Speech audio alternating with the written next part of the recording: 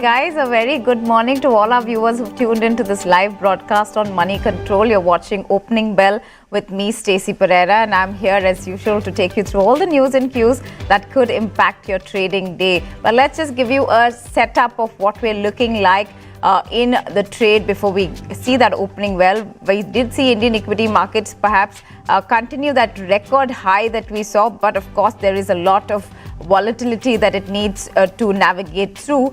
But if you look at the GIFT Nifty, that one's indicating a marginally negative start for the broader index, about 51 points losses it's showing currently.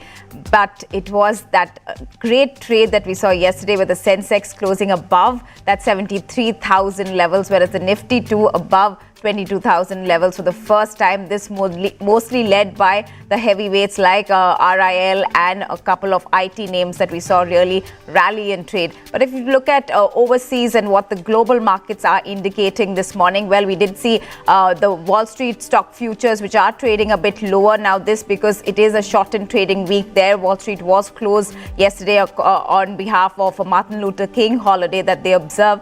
But right now, we're also seeing that the traders there are awaiting data as well as the big bank earnings in the US, which will provide a better glimpse of what the consumer sentiment is out there. And of course, those ramifications trickling down to other markets. We're looking at a mixed open for Asian markets. The Japan Nikkei has managed to halt its winning streak, the rally that we've been seeing, even the Nikkei to real record highs there. But now trading a bit lower in today's trade. But if you look at what the investors are doing and where we're seeing the funds really flowing into Indian equities, we did see FIIs be net buyers yesterday. About 1,085 crore worth of equities were bought. This is the provisional data that is put out by NSE, whereas it was the DIIs that were the net sellers of about 820 crore odd worth of shares that took place in yesterday's trade. Overall, if you see, the BSE listed companies have added close to 12 lakh crores in market cap in all of Jan in these 15 days,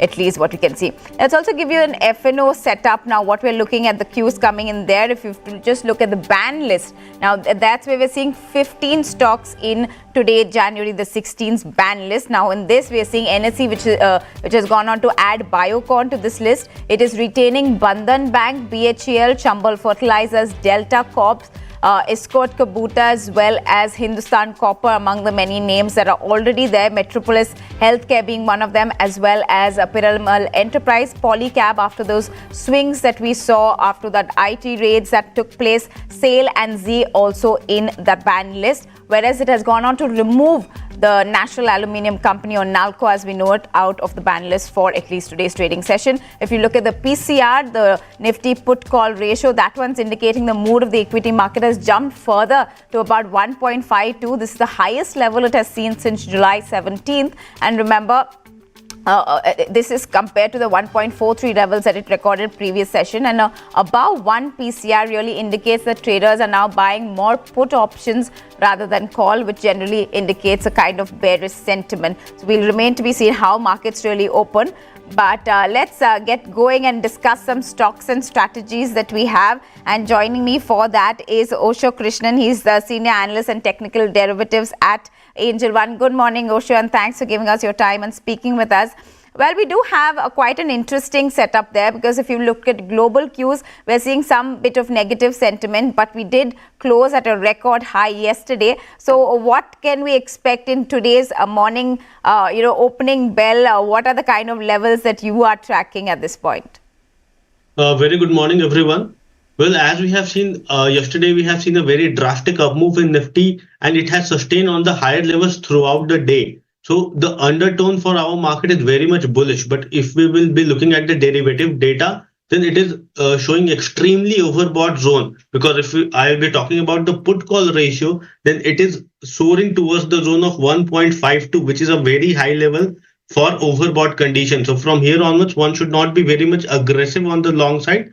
But the development that can be seen, that the put writers have shifted their position from 21,800 towards 22,000 zone. So that means the support has shifted higher towards the zone of 22,000. So that should be providing some kind of cushion to any short-term blip or intraday blip in today's market. Overall, as the global markets are not very much favorable for our markets, but our market is having its own very strong undertone. So we can expect some sectoral movement in today's session. We have to be very specific about the levels. For Nifty, 22,000 is the first support, while strong support lies around 21,950 spot levels. So these we have to take care. Once it tests those zones, then we have to be on the buyer side. On the higher levels, again, 22,150 should be acting as the first resistance, followed by 22,200, because even the call writers have shifted their position towards 22,300 and 500 also. So that means overall the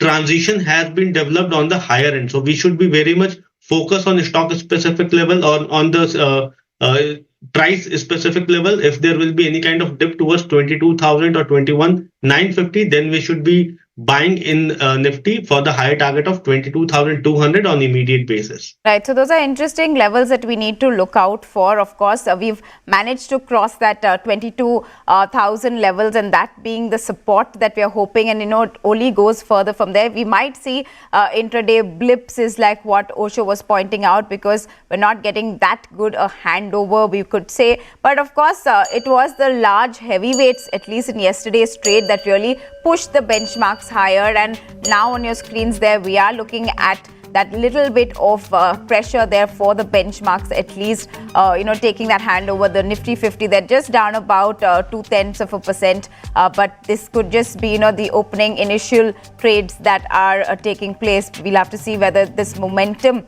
or at least there is some bit of momentum through the day that actually pushes the benchmarks further. Let's look at the other sectoral plays that could really, be a part of today's action, at least in trade. The other sectoral indices, the Nifty, IT pack, as well as the Bank Nifty also. We have big earnings to look forward to today. There's HDFC Bank, which is a big part of the Bank Nifty, big component there. Bank Nifty also looking at some bit of pressure, just about 0.1% lower. But the mid cap now, the broader indices are clearly the ones that have been, the outperformers thus far, and have shown quite a bit of swings as well. Mid cap, they're almost moving to record high levels, touching that 48,000 levels. The BSE small cap also, they're close to 0.5% of gains this morning. So broad caps clearly are being the outliers, we could say. Nifty IT now, they're coming under pressure after yesterday's solid rally that we saw. Pretty much most of the components of the IT pack were in the positive, and with hefty gains, one would say that. So they're almost a percentage lower for the Nifty IT. Then we have Pharma, that one also, which has seen good up moves in this last few weeks, is come a little bit under pressure this, in anticipation of a couple of earnings that are coming as well. FMCG pack too, seeing some bit of cuts this morning. So clearly the, your auto, IT, FMCG, the ones that have seen quick up moves are the ones come under pressure. But also let's see who's contributing to the benchmarks gains and losses. Let's see who are top gainers and losers are this morning. Well, on your screens in a bit, you'll get to see that. Well, the top gainers, they're Hindalco, BPCL, JSW Steel. So we're seeing the metal pack, they're quite aggressive. Tata Steel again, both the Adani group of stocks, ports as well as enterprise, looking at some gains. Coal India, Tata Motors and Bajaj Finance among your top gainers. So it's quite interesting there, because you're seeing a mix, because we also had news from the mining pack where India's gone ahead and signed a deal. So all of those metal and steel names there you can see in your top gainers list. But let's also look at the losers then. Who do we have there? We have Eicher Motors, Wipro and HCL Tech. Now this after that stellar rally, Wipro almost gaining close to 9-10% yesterday. Now some profit booking that it is seeing in the losers list there. NTPC, Tech Mahindra and Infosys. So pretty much all of your IT names that were in the top gainers yesterday now making it to the losers list. TCS, M&M, Apollo Hospitals, the other ones there on your screens, which are the top gainers and losers for today's trade. Let me go back to Osho and ask him about trades that we are seeing. And like I was mentioning, the Bank Nifty would be pretty something that we need to be tracking closely. That one also looking at record levels there. But more importantly, in the context of HDFC Bank's earnings, a fourth day of uptrend for the Bank Nifty that we're seeing. But today now coming under some bit of pressure, but that could pretty much be because of the HDFC Bank earnings. Now, what we're seeing there is the net interest margins. We're looking at a stable level of somewhere 3.4% on a quarter-on-quarter basis. This from Nomura's estimates. But what can we really expect from this stock? It has pretty much been the outperformer of last year, now kind of trying to add to the rally. So, Osho, how would one need to be trading in HDFC? Or, would you recommend a big heavyweight like HDFC at this point? See, overall, HDFC have seen a very strong rally in the recent period, and even from the zone of 1700 odd levels, it has seen a decent bit of correction. So price-wise correction has been seen in this counter. Yes, there will be some kind of volatility in the coming time, but overall, the technical setup is very much promising for this counter. It has given a breakout. It has retested the neckline, and again, it is gaining some kind of buying traction. So from here onwards, again, we are expecting that 1700 being a very strong and being a very heavyweight company, we are not very much aggressive for the targets on the higher end, but 1700 is the first target that one can expect in a positional basis. Once it surpasses those zone on a decisive manner, on a closing manner, then from there onwards, the continuation can be seen on the higher end towards 1740-50 in the coming time. So overall, the setup is very promising. It has seen a very strong breakout, have retested the neckline, and again is entering a buying traction. So one should definitely try to buy this counter from short or even from medium term perspective. Short to medium term is what we're looking at HDFC after that super rally that it has seen. But let's talk about other, names in the banking and financial space. And we did see Geo Financial Services come out with its Q3 numbers yesterday. Now, the total income ex-dividend has come in at 413 crore rupees versus the 391 crore, whereas the interest income has come in at 269 crore versus the 189 crore. Now, if you look at the profit ex-associates as well as the JVs that they've gone on to sign, that has come in at 227 crores versus the 233. They've also made some appointments in the management where we're seeing Rupali Adhikari Sawant, she'll take over as the group head of internal audits, whereas Sudhir Reddy will be looking into he'll become the chief compliance officer. There are also brokerages that have come out with their reports after these numbers, and something that the likes of Jefferies has gone on to say that, they're seeing a down in the profits of almost 56%, but they say that the management is still focused on the consumer loans, and especially the secured and unsecured loans and the supply chain finances, and which is why the company has gone on to expand its client base. They're also looking at ramping up the payment side of things, and which is why these could be positive for Jefferies. On the other hand, a CLSA has also gone on to, say that the kind of numbers that they're seeing is irrelevant for the company, largely because of it's just starting up right now, and it is said that it will recalibrate with the RBI. They're looking at still awaiting their mutual fund business. So all of those are things that will make this counter quite interesting. At least that's what the brokerages say after those results. We also had AngelOne. That one also come out with its numbers yesterday. Now we saw the net profits there at about 260 crore rupees, uptick of about 14%, revenues coming in at 1,059 crore. This is a good jump of a 41% jump in its revenue, whereas EBITDA, that one coming in at 397 crores. This is again a good uptick of about 22%. So those are a couple of stocks which will be interesting to watch out to after their Q3 results. But let me go back to Osho and get a sense from him on, oil marketing companies. Now, that one will also be in focus today. And this, especially after that windfall gain tax that has once again been slashed this time around by the government. We see this happening pretty much fortnightly, but there were a couple of gains in between. And as we move into an election year, it is interesting to see how the government really plans to pan out, and OMCs are a big name today. In fact, even in your gainers list, we did see a likes of a BPCL there. So Osho, give us a sense of how one should be trading in a couple of OMCs names at this point, especially when there is news around the windfall tax that has been slashed this time around. See, overall, the OMCs majorly, the trend for OMCs were uptrend. They were hovering in the cycle of higher highs, higher lows. But there has been some kind of lackluster movement that can be seen in the heavyweights. Like, for example, BPCL has been consolidating in a very narrow zone of 25 to 30 odd points. But overall, the phenomena for this counter is very positive. So any breach above the zone of 470 on a closing basis can boost a strong movement in this counter, and one can definitely look for a higher target of nearly 490.95 in the coming period. So one can expect a strong traction in the coming period. Yes, there is some kind of news which can be given a very positive development for the stock movement. So one should definitely keep an eye on BPCL. The time it crosses or surpasses the zone of 470, then we can witness a strong buying traction in this counter for a higher target of nearly, on a positional basis, 490 to 495 odd levels.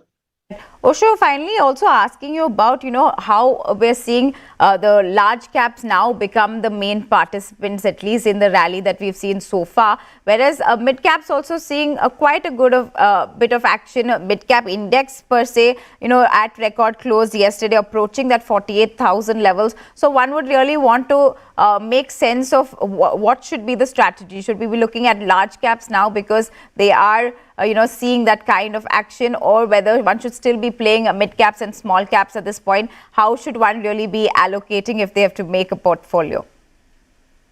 See, overall, if you will be looking at the recent movement or return on investment, then mid cap, small cap has given a strong kind of a returns in the recent calendar, in the recent financial year. Approximately more than 35 and 45% individually, both the counters or both the indices has already provided. So from here onwards, one should definitely try to shift their positions, not entirely, but a gradual shift towards the large cap is advisable, because large cap on a gradual basis, they keep on going on a higher pace. But mid cap has already seen such kind of movement was seen in the year of 2021 and again in 2023. So after that, there can be some kind of time-wise correction or consolidation that can be expected, although our market is in no mood of staying or having a consolidation phase till now. But obviously, one should keep a caution view at present, and one should try to deviate their funds towards the large cap, because even in large cap, many counters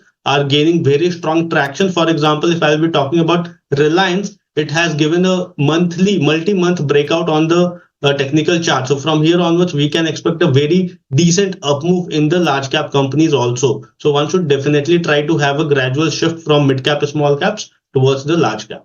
Yeah, in fact, Reliance was among those top gainers in trade yesterday. In fact, record high levels there. Also, fourth straight day of gains for Reliance. So that counter will be quite interesting to look out for even from here on. But let me also get in a couple of other stocks that will be in focus today. One of them being Zomato. This now after Motilal Oswal Mutual Fund has gone on to sell about 4.5 crore worth of 4.5 crore equity shares. This adds up to somewhere around 0.51% stake that Motilal Oswal had in the company. Remember, they've gone on to sell this at an average price of 138.15 per share. And in fact, the Motilal Oswal Flexi Cap Fund held close to about 1.83% stake in Zomato as of December, whereas now this is reduced by a 0.51%. That's what they went on to sell in trade yesterday. But let's also look at the fundamental side of the story and where India is really positioning itself. Yes, we have a big event taking place globally, the World Economic Forum, which meets in Davos. Those meetings are taking place, and India has got quite a good representation there, one would say, from the likes of Who's Who of India Inc., as well as the government really making its presence there, state governments as well, really going on to, represent India and what the India growth story is really telling us. So let me bring in Amit Gupta now. He's a Senior Vice President and Fund Manager at ICICI Securities. Amit, good morning. I want to come straight up to you and get a little bit of context and sense of what India is really displaying at a global forum like the World Economic Forum that takes place in Davos. We have pretty much all the macros in place for us when it comes to inflation numbers as well. That was the latest surprise that we saw, down tick coming in there in that number. There's quite something to be cheerful about, one would say. But just give us a context of how India is positioned vis-a-vis its peers as we sit here in January of 2024 and what we're likely to see coming ahead. So, if you see India across the developed to emerging markets right now, so I'm talking from the valuation perspective also, as we are dealing with the equity markets. So, India, Nifty earnings growth is somewhere around 17%. And if you see from developed to emerging, only one market is there which has higher than Nifty earnings growth, which is Taiwan. But because of the China disruption, or China attacking on Taiwan, I am not seeing the move, FII money is moving over there. That's why the Taiwan market is somewhere around 16 PE and we are around 20 PE. So despite 20 PE, the market now is looking at from the PEG perspective. So the PEG of India at 17% of earnings growth, it is coming around 1.25. If you look at US, it is somewhere around 1.65. So when people say that interest rate cut is going to be there in US and US markets can perform better, still India is lucrative from the valuation perspective. And this is what you are seeing right now. And from the macro perspective, I think the dollar positioning is getting weaker. If you see dollar index, it is somewhere around 101, 102. So generally, whenever the risk of sentiment used to arise, so we have already seen couple of wars, and this Middle East crisis, Red Sea crisis is still not stopping. But the money has not gone into the dollar index. So it has not seen buying, which used to happen in the risk of sentiment. It is good for emerging markets from the flows perspective, because FI money used to come. And we have seen last year almost 1.7 lakh crore came from within 6 months. The money which used to come within 1 or 2 years, it has come within 6 months in 2023. And that scenario still prevails, that the current account, that the dollar index is low. The current account deficit positioning is better for India because the flows are better, because crude oil is lower, because they have opened the Venezuela now. So if you see when the Venezuela is opened up, I understand that they have not opened the full capacity of Venezuela, but that is what putting pressure actually on the crude oil. So current account deficit of India is well positioned. It is not that kind of scary, which was almost minus 4.4% in September 2021. It is almost 1%. And I think this is where the Indian currency also should remain resilient. If you remember in the 2003-2007 super capex cycle, the Indian currency had appreciated. So I feel that once this capex cycle is picking up now more, you will see a little bit more appreciation also going forward in the currency. Right. What about, if you have to look at a portfolio perspective, we are seeing the large caps also now pretty much participate in this rally. So what should be one strategy when they're looking at, making that portfolio? And you would know this best as a fund manager of where, should one completely avoid the mid caps and small caps now because you're seeing a good participation from the large caps. So what should the play be really at this point? So if you look at, when last year the FI flows came, it did not go into the previous favorites of FIIs. So this is where the color of the market is changing. Also, when we talk about large caps, we also need to understand there were many mid caps which have become large caps right now. And this is where the money flow has continued. For example, look at the NBFCs catering to railways or NBFCs catering to power.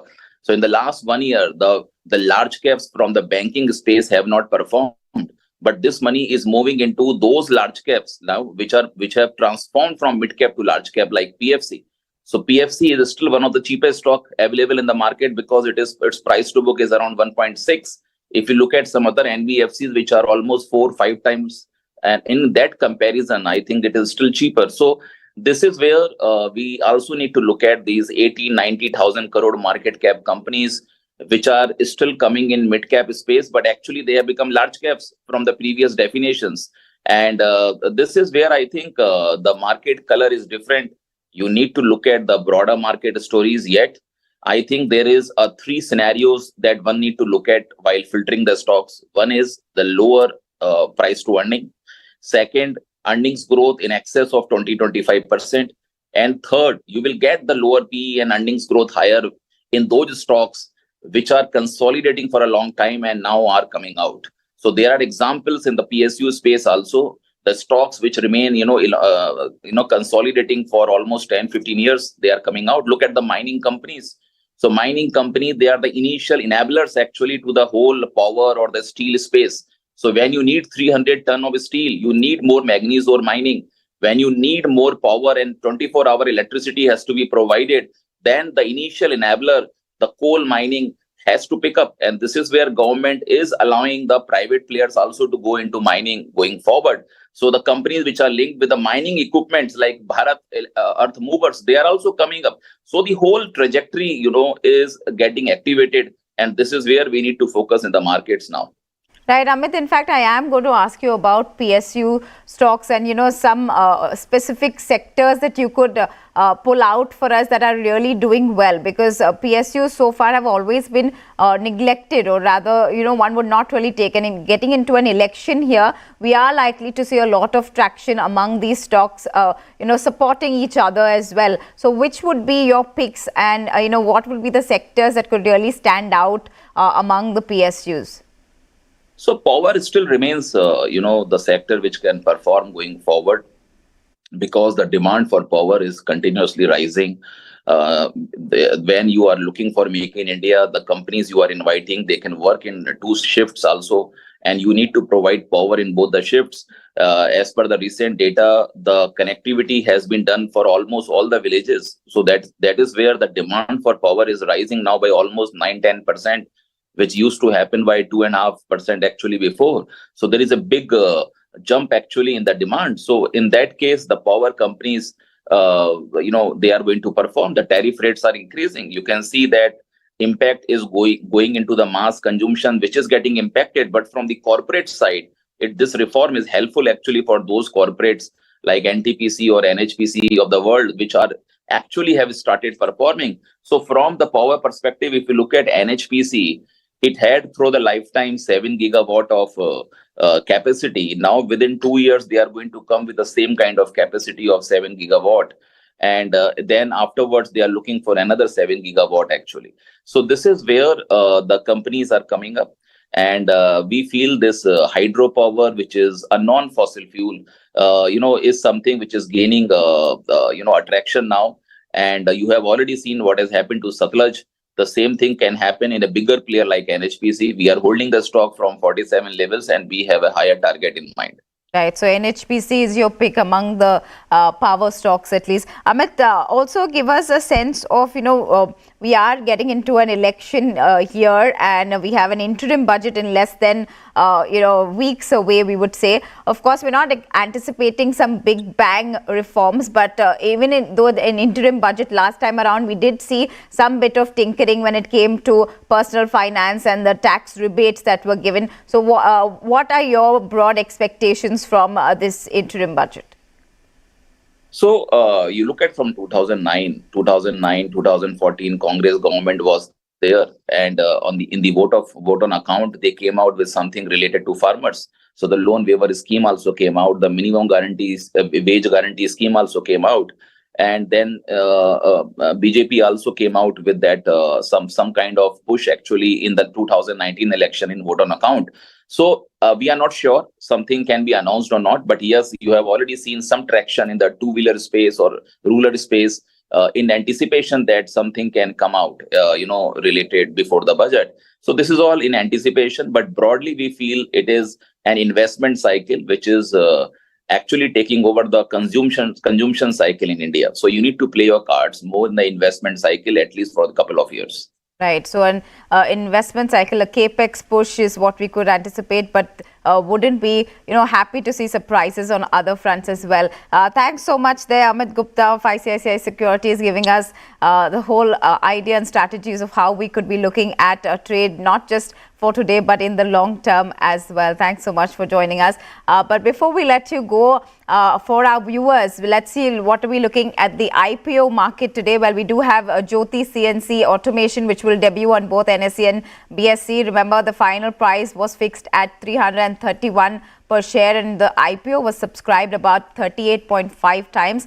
The other one in the SME bit is IBL Finance. This one will be listing on NSE Emerge platform, and for this the price band was fixed at 51 rupees per share, and this will be available to on a trade for trade segment. This is IBL Security. So both of these listings that we are looking at in today's trade. But it seems like that's all the time we have on this edition of Opening Bell. Market market there quite, getting into that consolidation mode, we would say, but any kind of trigger would be a good trigger to move upwards from that 22,000 levels that we're seeing the support coming in at this point. But for all those who've tuned in, thanks so much for watching. Do keep writing to us and give us your feedback in the comment section below, and we'll try to see how we can improve our output towards you all. But for all of those who've tuned in, thanks so much for watching.